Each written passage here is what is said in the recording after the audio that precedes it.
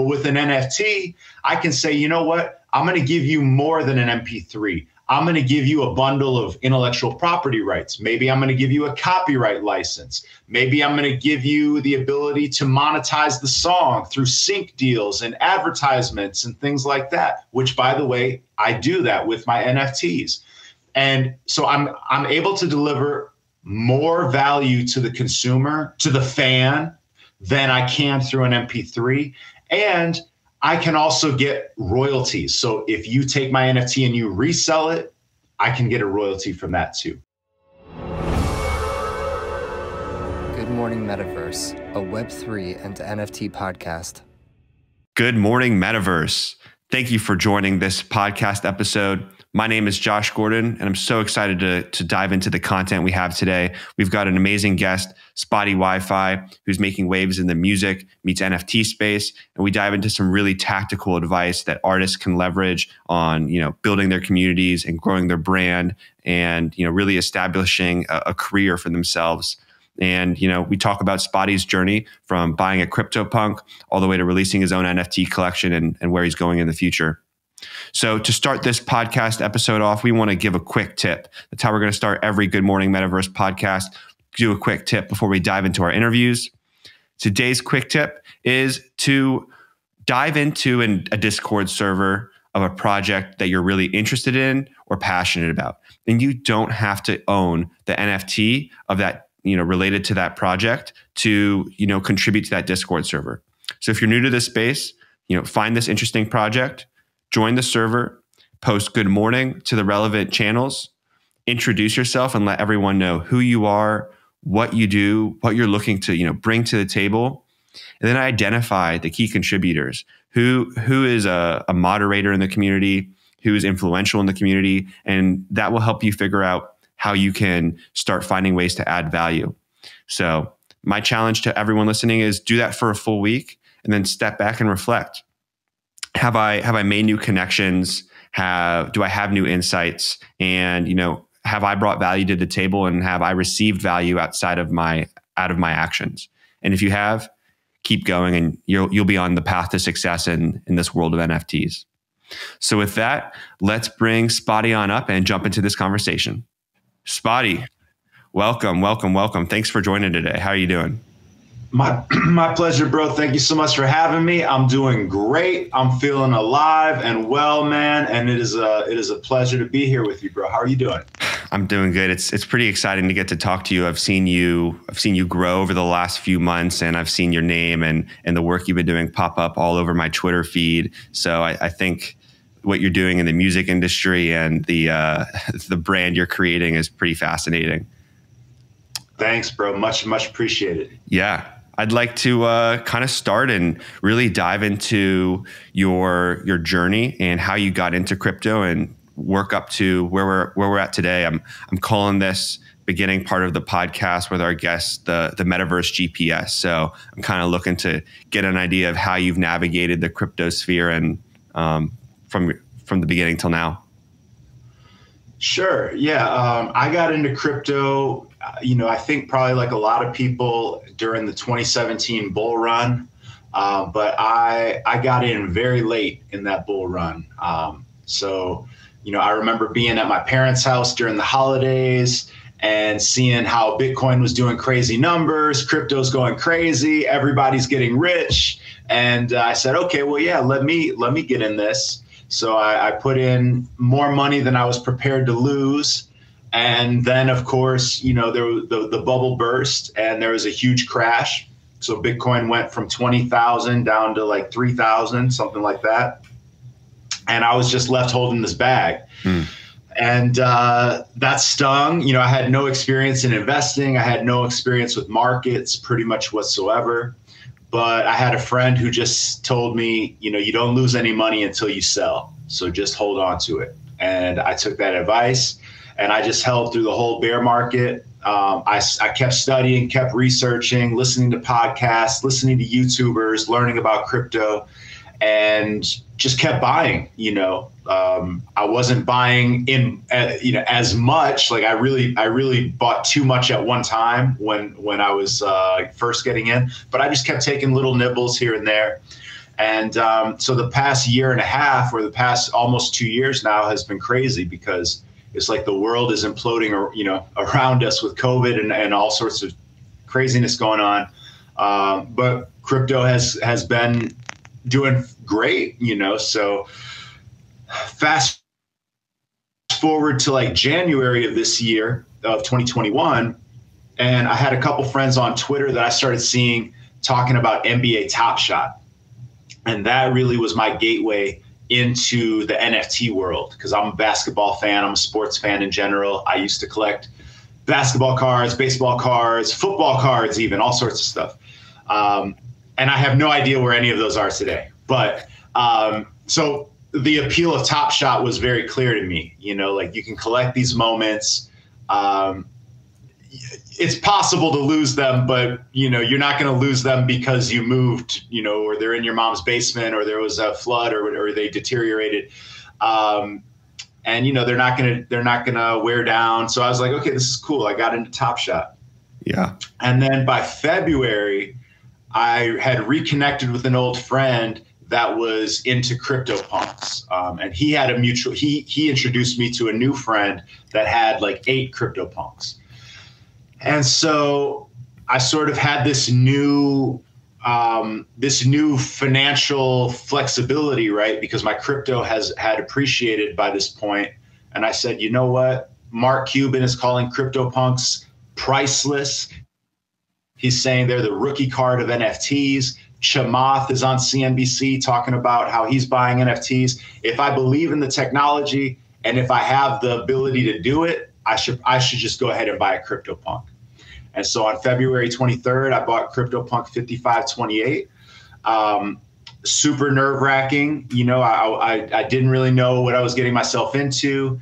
But as I was scanning the punks that were available, the first thing that caught my eye was the spots. The spots on my CryptoPunk make it pretty rare. There's 10,000 CryptoPunks, only 124 of them have spots on their face. But people at that time were sleeping on the spots, right? Because like, people think it's ugly. They don't want their Twitter profile picture to have these spots because they don't even know what it is. Is it acne? Is it freckles? Is it this or that? But I just saw it as value. Like, compared to other similarly rare punks, this punk is more affordable than the other ones. There's only 124 of them. Yeah. And so that's what I did. And then from there, I started getting inspired by seeing what other CryptoPunks were doing, building brands around their punk, building these sort of pseudonymous or anonymous personas. And I said, I think I can do something interesting there through music and kind of create a character and not just be a human with an avatar, but step into and embody that CryptoPunk. And that's what I'm doing with Spottie. Yeah, that's an awesome journey. I think, your ability to hodl throughout the bear market is, a testament to, a lot of what people in the NFT market are familiar with. And, I applaud you for holding throughout all those years. Was it really that continued education that inspired you to keep holding, throughout 2018, 19, 20, up until, the point we're at today? And I'm asking because, we're probably going to go through another bear market in the future, and a lot of people are new to NFTs, and, any advice we can give to like new entrants to be able to like stomach and handle the volatility, I think is important to pass on. Yeah, it was, education, desperation. I didn't have a lot of choices, I had put in more money than I should have, to where it just wouldn't make any sense for me to sell. I didn't have a lot of experience in investing or markets, but I know when my friend told me that, like, you don't lose any money till you sell, it just made too much sense. Like, I can't sell now. Yeah. Totally.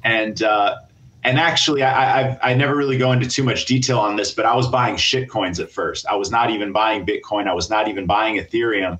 I bought my first Bitcoin in what must have been 2018, when it was around like $3,500. I picked up a couple Bitcoin at $3,500. And Yeah, so it's a combination of education and also just like no other option. I would say having no other options is what forced me to hodl. I would say education is what motivated me to continue buying in the bear market, because that's not easy. It's stomach churning, man. Like, looking back, buying a couple Bitcoin at 3,500. Of course, that now looks like a great decision. But at that time, even though I was convicted in it and I believed in it, that's a stomach churning buy. When you've literally watched it drop from 20,000 to 3,000, that makes your that is it's not easy to do. But I would say for anybody out there, the key is just don't buy more than you can afford to lose. Don't buy crypto on credit cards. Don't borrow money. Don't, I saw somebody say this today. It's a marathon disguised as a sprint. People on the outside, they look at crypto like, oh, this is how people can get rich overnight, because they just see the last 2 months of a bull run, but in reality, you're much better off, spending a lot of time in the market rather than trying to time the market, so totally. Take little bites, little purchases here and there, research dollar cost averaging if you're not familiar, and don't just rush in and throw all your money in at one price because you have a fear of missing out. Totally. Yeah. Good advice. So I guess with that all said, I appreciate you sharing your journey. I think your experience in getting into Top Shot and transitioning to some of the NFTs around the January, February, March timeframe is what a lot of us can resonate with. Let's jump into the music focused part of our conversation here. And then I'd like to eventually transition to talking about your project that you dropped as well. So to start off, Spottie, what do you think is the future of music and NFTs? Can you explain kind of the current landscape that you're seeing right now and how you think that's going to be, shifting and getting more adoption over time? For sure. I think for the future of music and NFTs, to me, what I'm really excited about is the ability for artists to basically go direct to their fans, direct to consumer, to use more business terminology. But, the music industry has been infested with middlemen for many, many years. We are trained to understand and expect that musicians will go broke. Musicians will give us culturally iconic hit songs, songs that we play at weddings, funerals, graduation, songs that mean so much to us, but then it's nothing to us if they end up destitute or broke or, mentally unstable, on drugs, down and out. It's just something that we have grown to accept as a culture. And a big part of that is the middlemen. Okay. So if an artist wants to make money right now, what are their options, right? Well, you could tour. That's a great option when venues are open and when people are feeling safe and comfortable to go out and go attend a live concert. That's a great option. Merchandise, branding yourself, selling t-shirts, hats, lunch boxes, whatever you can. That's a great option as well. But actually the recordings, the masters that you record as a recording artist, those are basically a loss leader. That's something that you're going to pour money into almost as a marketing expense, right? Why is that? Well, one big reason is because right now the entire industry is really designed to sell ads on platforms like Spotify. That's what the music industry is actually about when it comes to how your masters are going to be used, right? Those masters, they're not working for most of the artists.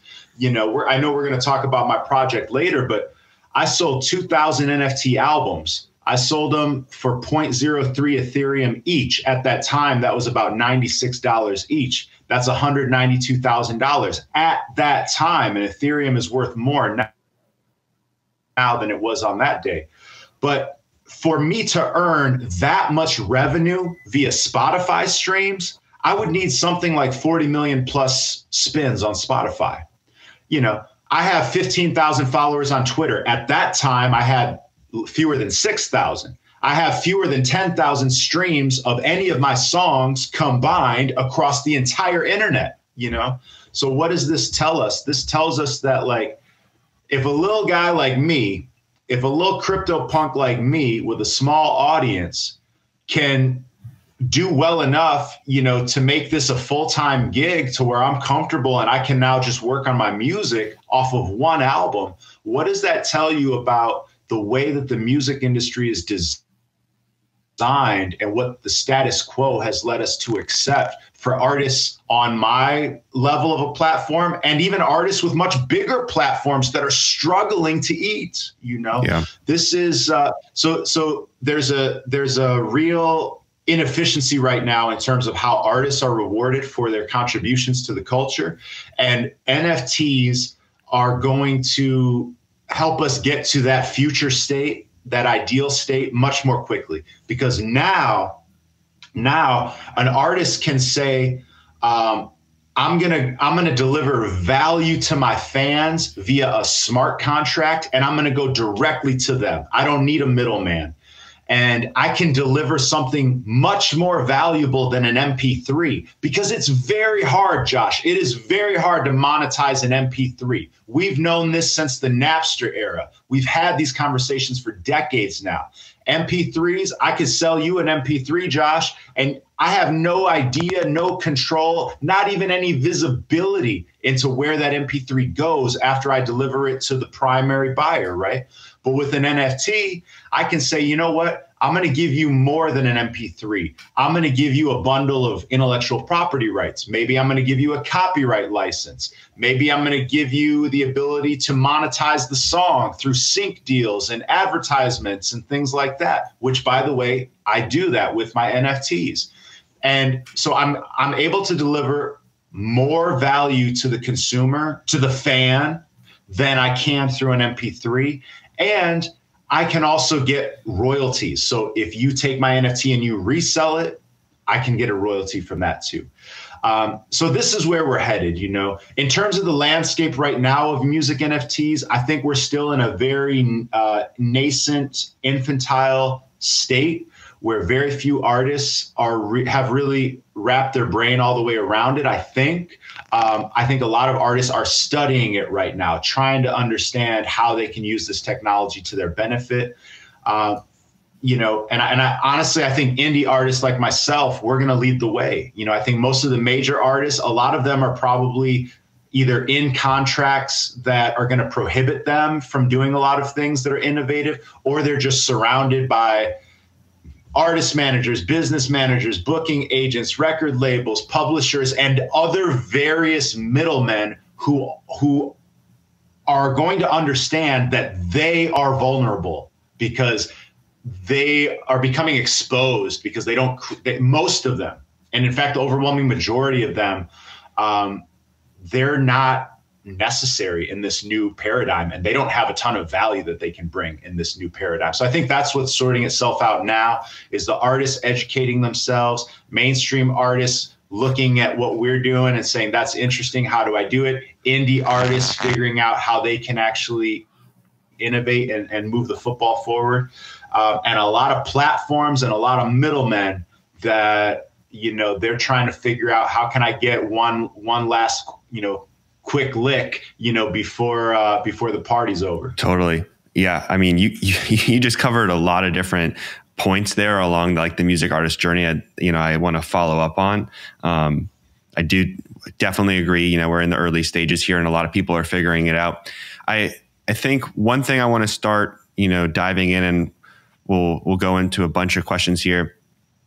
You mentioned, okay, so you started off talking about branding and how, like, as an artist, you're using your CryptoPunk as this whole like brand identity, and, you know, branding in the artist sphere is so important.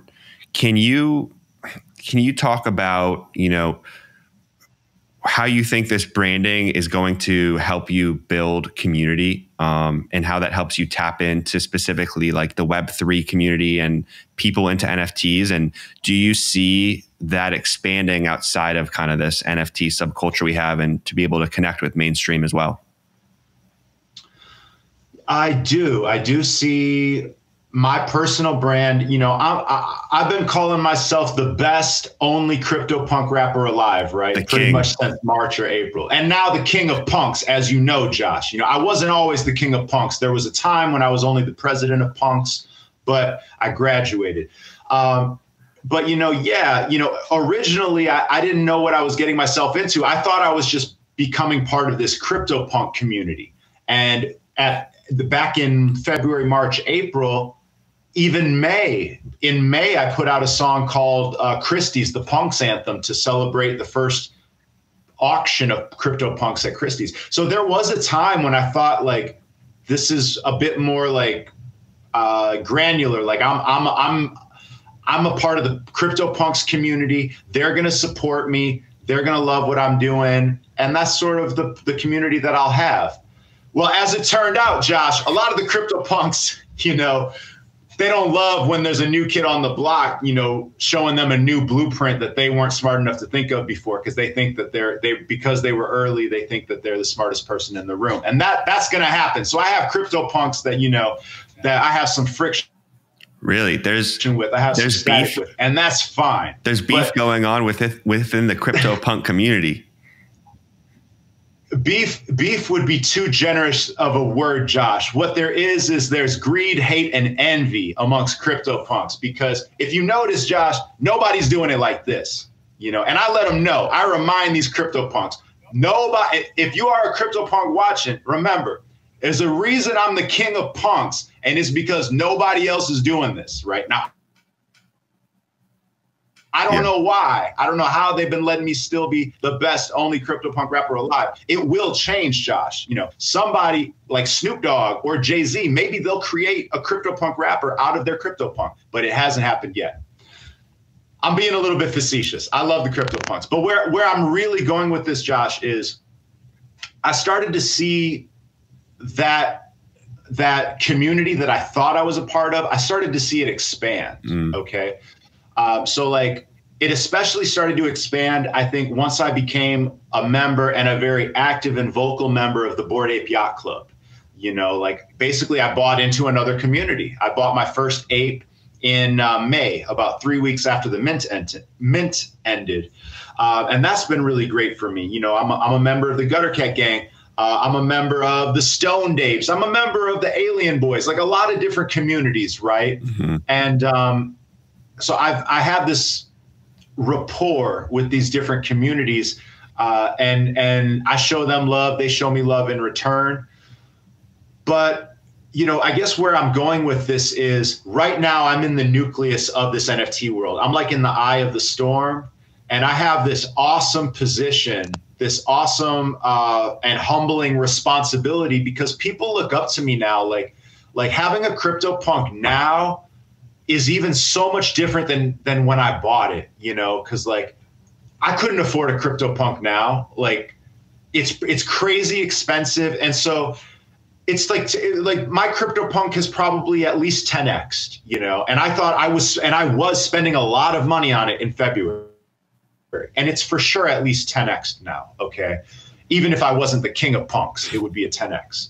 And so, and now I have all these people that are inspired by my story. They're trying to flip their way up. They're trying to maneuver their way, collect and buy and sell and trade to get up to a Bored Ape or to get up to a CryptoPunk. So it's been phenomenal, like seeing what I thought would be sort of this more microscopic community, and to where now it's like everybody in the NFT world knows what a CryptoPunk is. Now everybody in the fine art world pretty much knows what a CryptoPunk is. And pretty soon, you know, like just like everybody in the NFT music world knows what a CryptoPunk is, pretty soon everybody in music and everybody in pop culture is going to know what a CryptoPunk is. You know, when I talk to writers or journalists, like they don't hesitate to put the word CryptoPunk in a headline because they know that there's enough recognition, like that's going to get them more clicks than it's going to turn away people, or people keep scrolling because they don't know what it is. It's something people understand. So I'm rambling because I'm passionate, Josh, but my point is, I think your question is really interesting because like I do think it's going to expand. I think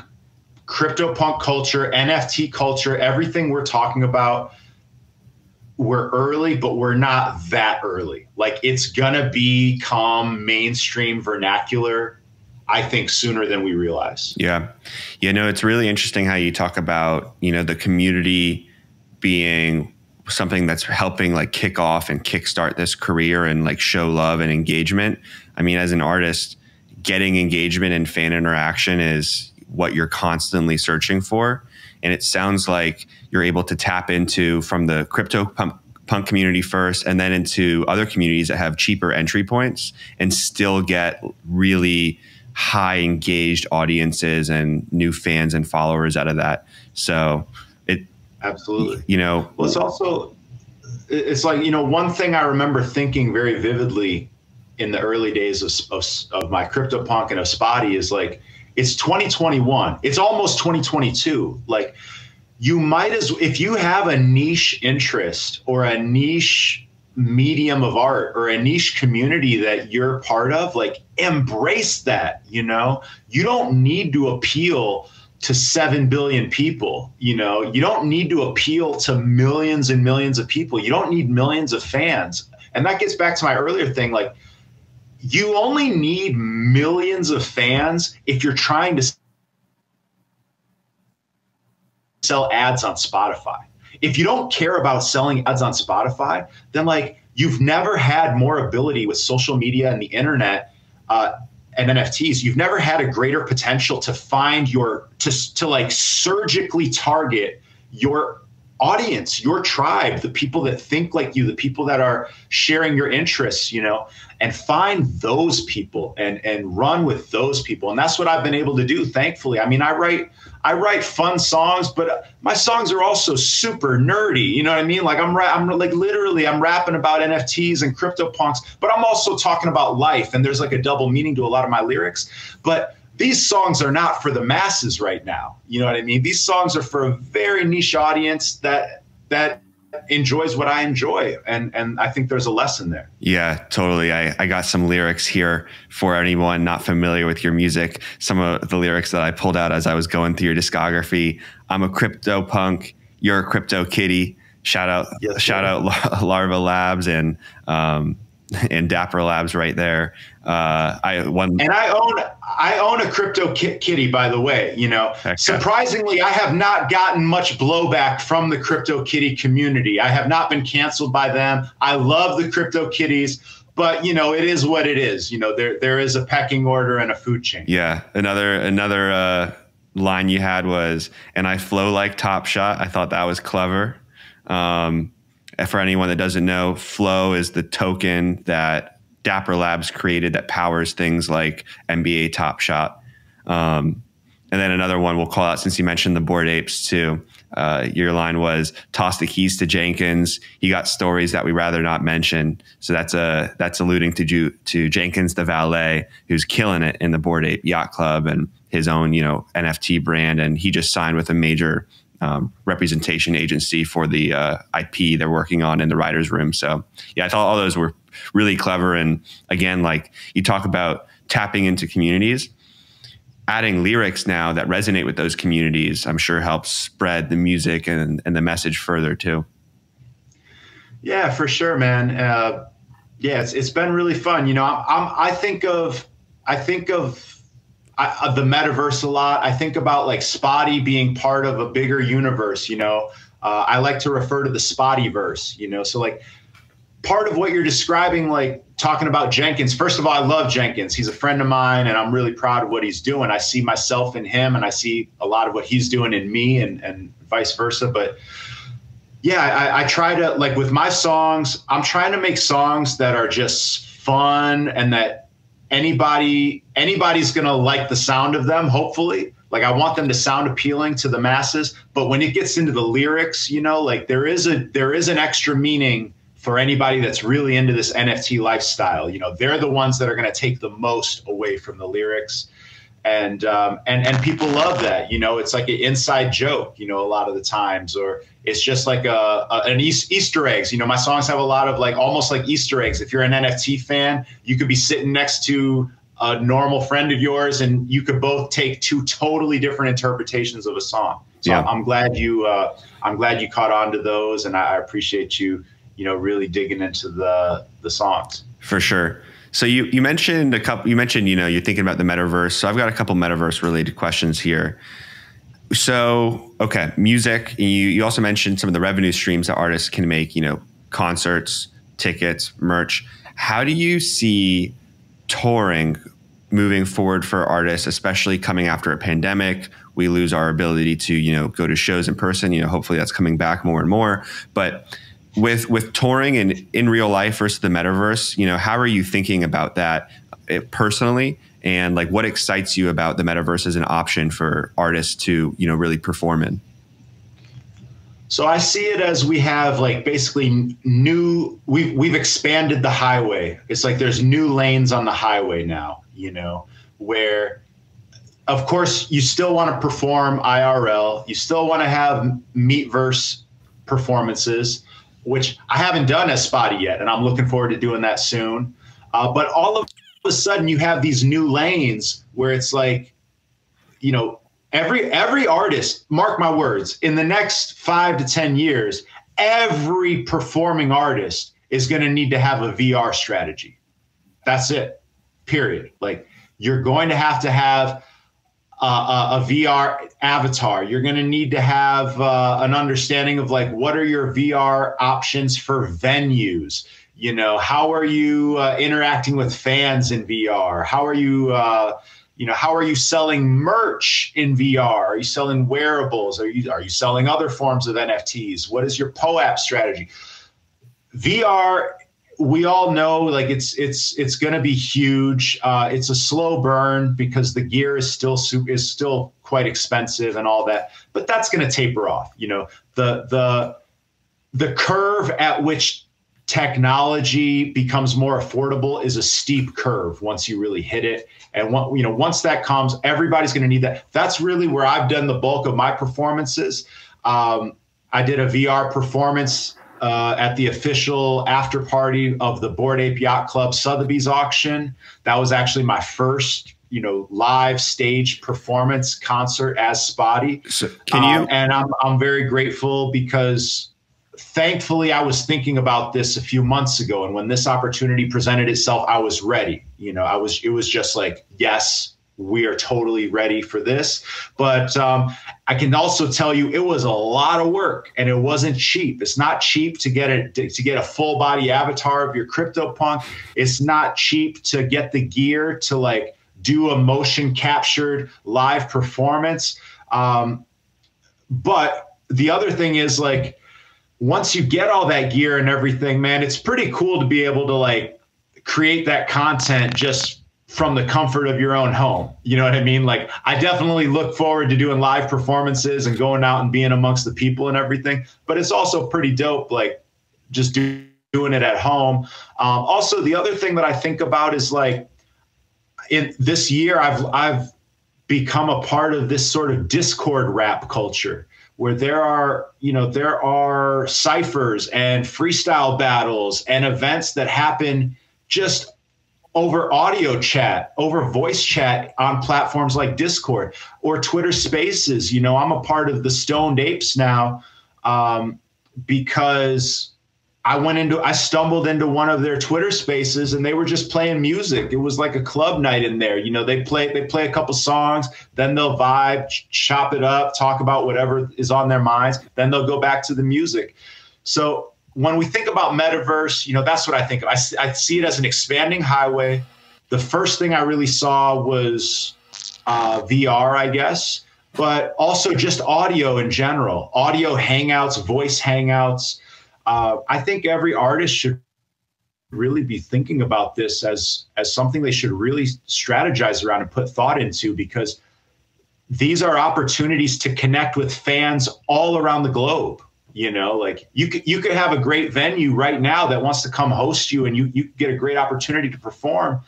And if you're doing it right, you're still going to have fans all over the world that wish they could attend, but they're not going to be able to attend. You know, so how do you engage with those people via the metaverse? Yeah. Can you give me a really quick breakdown of some of the actual pieces of maybe software or equipment that you looked into or maybe used yourself to make this kind of performance happen? I mean, I'm thinking like, was it an HTC Vive, a green screen? What metaverse platform did you use to pull it off? You know, the truth is I have a couple of friends around me that kind of have helped me get everything together. I don't even remember the names of all the brands, but what I would love to do is maybe I can share some links like with you afterwards. Totally. And you can put in the description of the video. Yeah, no, that totally works. And no problem. I know I was putting you on the spot there with that one. I just think like all artists are going to be looking into this kind of stuff soon, and everyone's kind of figuring it out right now. And one thing I love about just the culture we have in Web3 and crypto is the openness and the willingness to onboard. You know, everyone wants to educate. Totally. And so I think that figuring out how we can get more artists into this like VR space is fascinating. So, I also agree with you. It's coming. It's a great question. And it really just exposes like how it's a whole niche that artists like myself and a lot of artists were totally ignorant to, you know? And so one of the greatest advantages I had in all of this, of this year is, just having a good network of people that I can ask these types of questions to, or like I literally have emails of people helping me put together sort of a shopping cart, you know, of like, what do you need to have to really do this in a way that looks cutting edge and high production value. But these are conversations that nobody's ever asked me that question. I've done dozens of interviews, you know, but it's such a great question. And I think that's, you know, it's like there's so many levels of education for artists, right? Like it's like, okay, well, first, what is an NFT? What is a MetaMask? What is a seed phrase? How do I not get scammed? But then like, you know, that's like the 101. And then once you get into like the super advanced conversation, it's like, yeah, now how do I actually like do this? Yeah. You know, how do I? So I'm glad you asked the question, and let's work together after the recording to put some links down in the description. Yeah, I would love to. That'd be a great thing that Mint Songs would love to share as well. Awesome. So, all right. So looking at some of the questions I want to ask you next, would you want to jump into maybe give a little bit more of an overview of your project? And you know, it's already released, it's sold out, but I'd just like to know from your perspective, like, how you thought through utility, how you're thinking through roadmap, and what we can, you know, what lessons we can impart on new artists looking to do something similar. Yeah. So I've got your website pulled up here with, you know, descriptions, and we can kind of hover over some elements of it that we think are interesting. But if you want to start off with an overview of, you know, the Spottie project you dropped. For sure. I'm trying to think of how I want to describe it. I'm going to describe it in the easiest elevator pitch way possible. Let's go. Basically, what my project is, it's a vinyl record that comes with an NFT. I used to always describe it the opposite way, but then a writer who's not really in the NFT scene, he described it to me the opposite way. And I was like, that's so much more simple and easy to understand. So it's a vinyl record that comes with an NFT. I sold it on August 18th. That was the release date. It sold out immediately. And next month in November, everybody that is still holding on to their NFT, they'll go online on my Shopify store and they'll give us their address and pay for shipping and handling so we can ship them the vinyl record, which is being manufactured right now. So that's the big thing, you know, and I encourage everybody, if you're creating an NFT and if you have an opportunity to package a physical item with it, do it. It's a lot more work. It's a lot of operational, logistical nightmares. But 99.99% of these projects, Josh, are not giving you anything physical with your NFT. And this is something I'm really proud of because, like I said, I sold 2,000 of these NFTs for $96. And I don't pay too much attention to the floor price. Our floor is doing well. You know, people who bought, you know, they could sell now and they double or triple their money at least. But what I love about this is like, if the floor went to zero, my holders are still going to get a physical item, you know, that they can hang on their wall or they can play in their record player, and nobody can take that from them. So yeah, that's one form of utility, right? And that was inspired by Beanie and the Punks comic. You know, you get a digital NFT as the comic, but you're going to also get the physical comic shipped. So that's a major key right there, in my opinion. Sure. Next, we have the unlockable content. Okay. So by unlockable content, what that really means, most importantly, is when you bought the vinyl, you get an NFT of one of the songs on the vinyl, or you get an NFT of a very rare remix that only exists as an NFT. Whichever song you got as that NFT, you get the vinyl and you get a limited non-exclusive copyright license to that song that you minted or that you bought on the secondary market.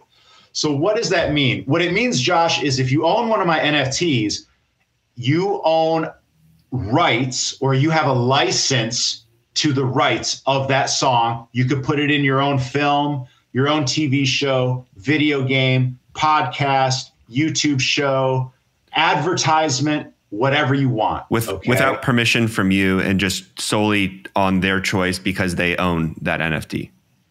Well, technically, we would say that they have my permission because they own the NFT, right? So they are doing it with my permission. It's a good clarification. You know, it's semantics, but in essence, yes, you're correct. The other thing that's cool is they could license it to a third party that wants to create a film or a TV show or a video game or an advertisement or a podcast. So there's a lot of ways that they can potentially monetize my music. Okay. They can also remix that song. They can go into my Discord. There's a private chat for only the token holders where they can request the stems or the music files for the songs so that they can create remixes. And then they can, of course, they can license and monetize those remixes. So that's the sort of almost like digital utility, you know, that we offer, or intellectual property utility that we offer with the NFTs. We also, you know, in this website, we wrote that everybody that owns the NFTs will also be able to download the MP3s.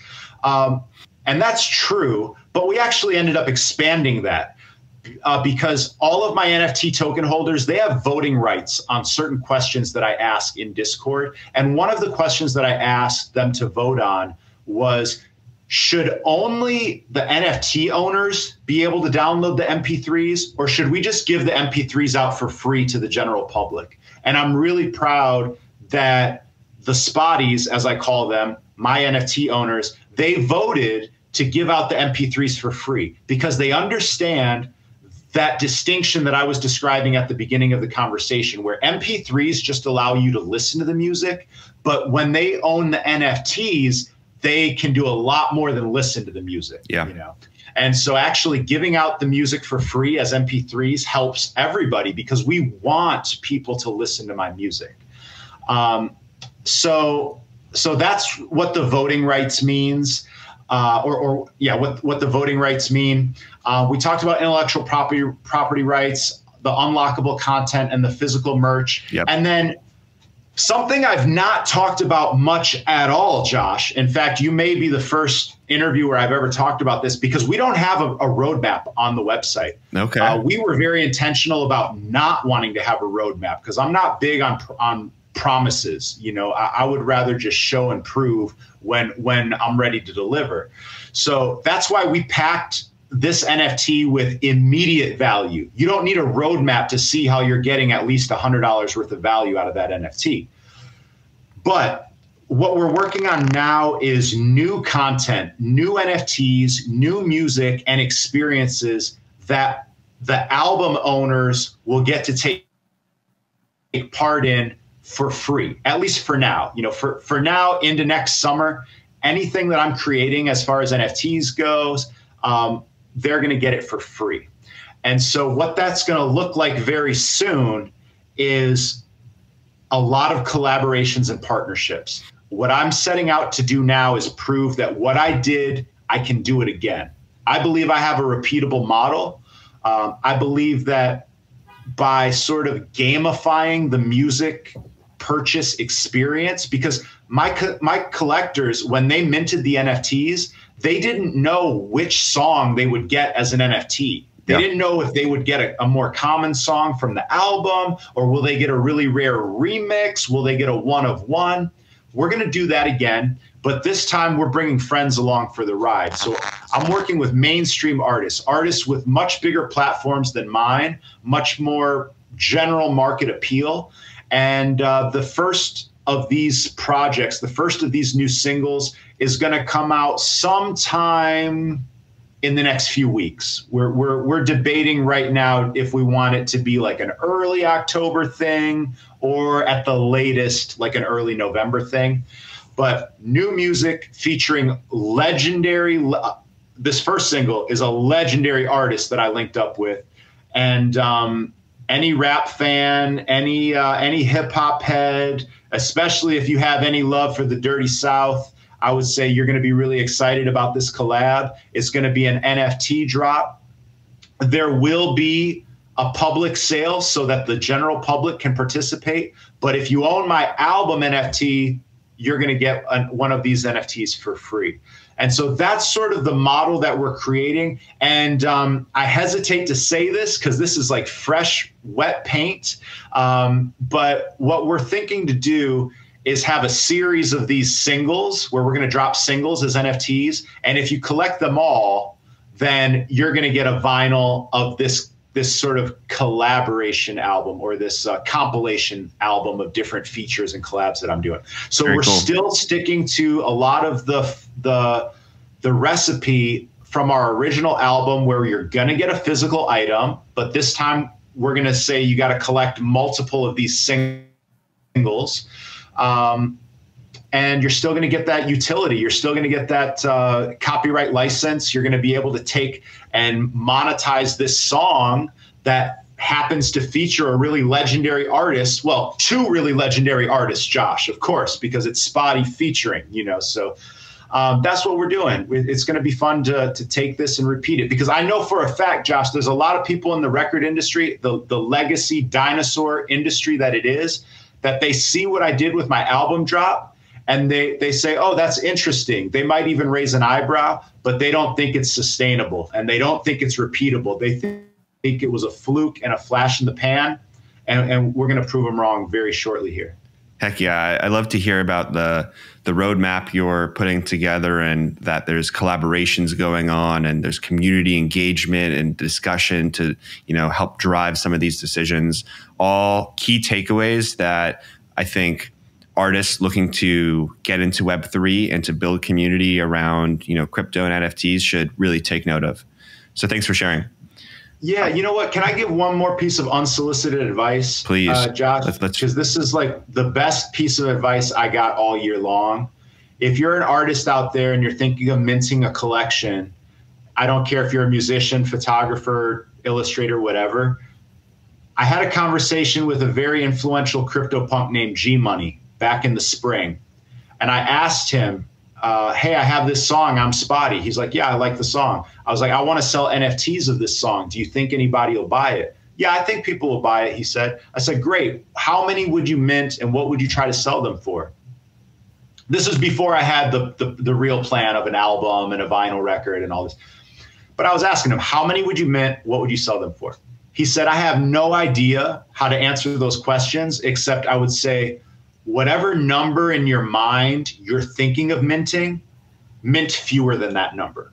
And however much you're thinking of charging in your mind, charge less, because you want those early supporters, those early collectors, you want them to get a great deal.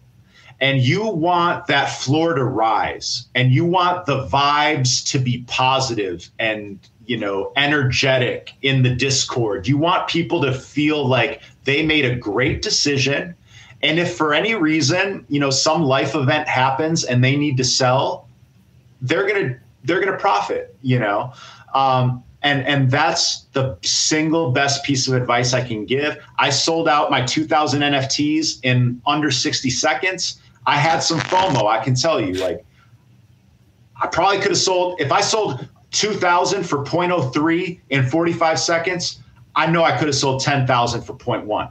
Like, I just know I could have. I could have made a lot more money in the short term, but it's not a short-term game, because you could do that. You could go for that quick cash grab, but what happens when the floor drops? Our floor, the lowest our floor got was, I think, about 0.025. Nobody was too concerned because everybody paid 0.03. It's all good. Yeah. Now the floor is much higher. But if I had sold these for 0.1 and sold 5 times as many, it's not the best thing for your collectors. And if it's not the best thing for the collectors, it's not the best thing for you, the artist. Fair. Oh, awesome advice. And it actually hits exactly on a question that we curated from our community. Really interested in how when is enough and when it comes to a NFT collection. So that super valuable advice. Thanks for sharing that. Yeah. So, to wrap up our conversation here, I'd like to get into our last section of the pod, which we're calling 1-2 Web3, some kind of quick rapid fire questions. And I think I have one bonus one to ask you too. But the first one is, who's an influential Web3 creator, entrepreneur, collector that really inspires you? The first two that come to my mind are my good friend Prob Cause and Grammatic. Prob and Grammatic, they did a song together a few years ago called Satoshi Nakamoto. And years after they created that song, they sold it as an NFT. It was an open edition on Nifty Gateway, I think. Yeah. And, they made it's not all about the money, but, they raked in almost $1 million off this one song. And I thought that was fantastic. I thought it was a visionary song because, they were writing a song called Satoshi Nakamoto years ago. I don't even remember what year it's from. And I thought it's a really historic song. And for them to turn it into an NFT, that was the first rap NFT that I knew of and was introduced to. And Prob is a good friend of mine. So that was a literal direct inspiration for where I'm at today. Heck yeah. And then what's your favorite NFT? And, if it's Spottie, that's fair.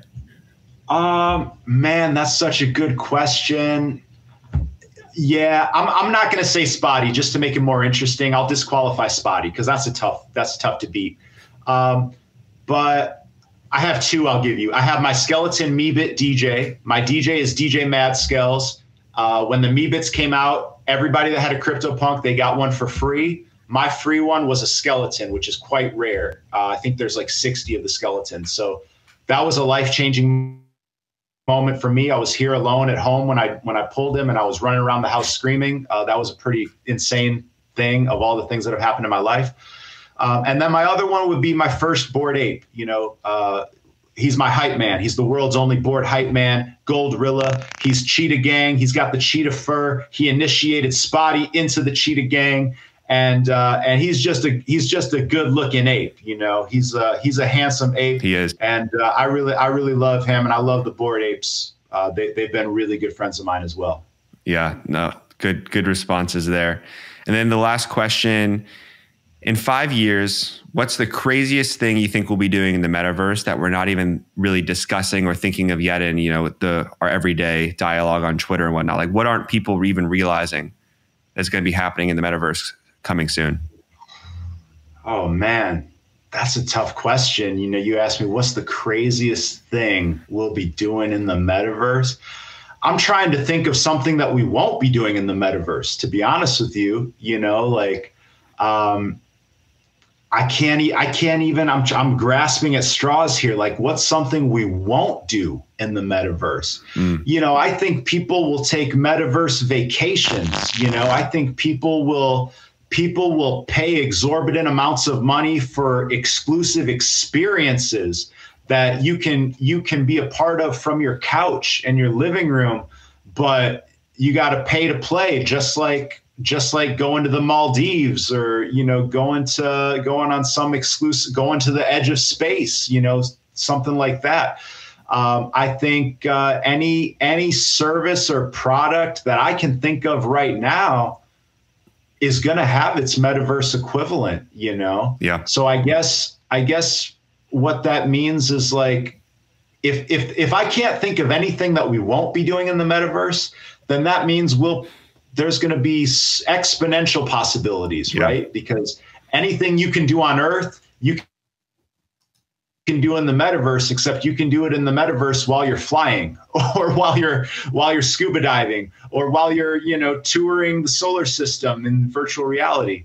I wish I had a more specific answer for you, man, but I just think anything and everything is going to be there. No, great answer. Great answer. I wasn't even thinking about vacationing, so that kind of checks that box for me.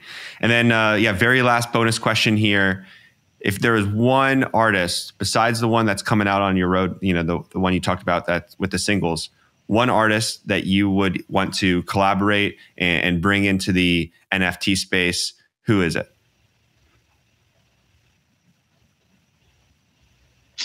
It's got to be Nas, man. You know, Nas is my GOAT, my favorite. He's been my favorite since I was young.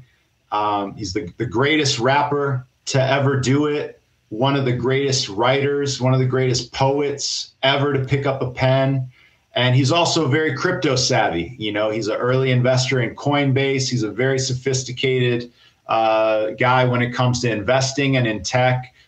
He's rapped about crypto. I know he must be hip to NFTs. I have zero doubt that he knows about NFTs, and I'm sure he's going to do something great when he enters the NFT space. And I can't think of anything better than a Spottie collab. That would be a true bucket list moment for me. If and when I get on a song with Nas, man, like that might be a one of one. We might mint that one as a one of one. Yeah, you know, we'll see. Yeah, well, we'll start manifesting that now. I think you've put a lot of these dreams into action, so I've no doubt success will continue to come. Well, thank you, bro. I really appreciate the deep dive on crypto and music, and, you know, the future that you see, and a lot of great actionable advice for artists. So thanks for taking the time on joining the Good Morning Metaverse podcast. We're presented by Mint Songs. Be sure to check out Mint Songs, an amazing platform helping bring artists into the NFT scene and launch music NFTs. So Spottie, we'll catch up soon. So thank you. My pleasure, Josh. Thank you so much for having me. And I know I get long-winded and probably not the easiest to do like quick fire questions, but anybody who wants to ask other questions, hit me up on Twitter or join my Discord, and I'll see you all in the metaverse. All right. Peace out. Good Morning Metaverse, a Web3 and NFT podcast.